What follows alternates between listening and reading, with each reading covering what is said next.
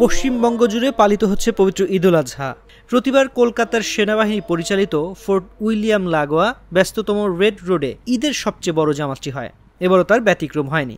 ঈদুল আজহার নামাজ আদায়ের জন্য শিশু থেকে বৃদ্ধ সব বয়সের মানুষের পদচারণায় মুখরিত হয়ে ওঠে এই রেড রোড।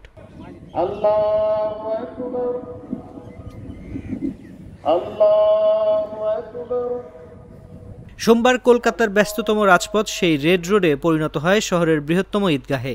সকাল থেকেই নতুন জামা কাপড় পরে রাস্তায় নামেন মুসলিম সম্প্রদায়ের অসংখ্য মানুষ। সকাল 8:30টায় শুরু হয় ঈদের নামাজ। आज का दिन बहुत अच्छा जाएगा। मेरा ये प्लान है, अभी जाके कुर्बानी करेंगे खच्ची को और सिवई खाएंगे, फिर बिरयानी खाएंगे। बहुत अच्छा। नहीं हम उससे बार बहुत बार पढ़े। यहाँ बहुत ज्यादा भीड़ है, सब एक साथ मिल जाते हैं मुस्लिम लोग।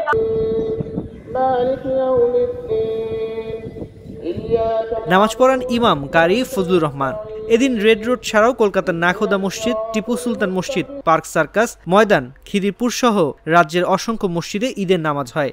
बड़ी हासिल ये कि यहाँ पे लोग बहुत ज्यादा होते हैं और यहाँ का जगह थोड़ा सा क्लीन है, पेड़ पौधे भी अच्छे खासे हैं, जिस वजह से यहाँ पे आना, नमाज पढ़ना यहाँ पे बहुत सही लगता है। यहाँ पे औरतें मर्द सब एक साथ आके नमाज বিশেষ করে আমাদের কুরবানি আছে, নামাজ আছে, নামাজের পরে কুরবানি আছে।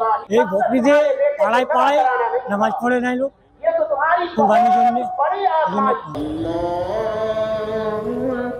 নামাজ শেষ হতেই পরিচিতদের সঙ্গে কোলাকুলি ও কুশল বিনিময় করেন মুসল্লিরা। হাসি মুখে শুভেচ্ছা বিনিময় করতে দেখা যায় তাদের। বাবার সঙ্গে নামাজ পড়তে আসা মুক্তা গাজী বলেন, প্রতি বছরের মতো এবারও বাবার সঙ্গে নামাজ পড়তে এসেছি। নামাজ পড়ে এখান থেকে বাড়িতে যাব, কিছু খেয়ে চিড়িয়াখানায় যাব, সেখান থেকে ভিক্টোরিয়া মেমোরিয়াল, তারপর সল্টলেকের ওয়াটার পার্কে যাব।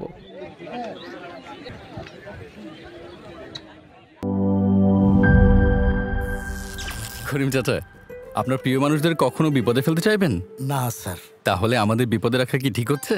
এজন্যই বিজলি কেবলস সবচেয়ে ভালো ও নিরাপদ। ফ্লেম রিটার্ডেন্ট পিভিসি দিয়ে তৈরি বিজলি কেবলস, নিরাপদ আজীবন।